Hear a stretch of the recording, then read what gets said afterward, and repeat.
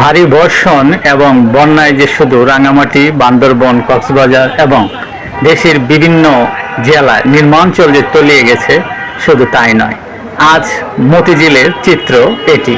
একেবারেই কোমর সমান পানি, যেন নৌকা ছাড়া চলাচলের কোনো গতান্তর নেই। গাড়িগুলো ডুবে যাচ্ছে, সিএনজি, হুন্ডা, রিক্সা, যে যানবাহনগুলোই মানুষের, কর্মজীবী মানুষের প্রধান বাহন, সবগুলো যেন একেবারেই পানির নিচে তলিয়ে যাচ্ছে, এরকম একটি পরিস্থিতি আমরা যদি লক্ষ্য করি ভিডিওতে দেখতে পাবেন। যেদিকে যতদূর চোখ যায় শুধু পানি আর পানি, মনে হচ্ছে মতিঝিল নয়, যেন আমরা বঙ্গোপসাগরের কোনো একটা অংশে অবস্থান করছি। এমন একটি অবস্থার মধ্যে দিয়েই কর্মজীবী, কর্মব্যস্ত মানুষ, ব্যবসায়ী সকলে, ঢাকায় বসবাসকারী সবারই জনজীবন এইভাবেই চলছে এবং কাটাতে হচ্ছে দুর্বিষহ।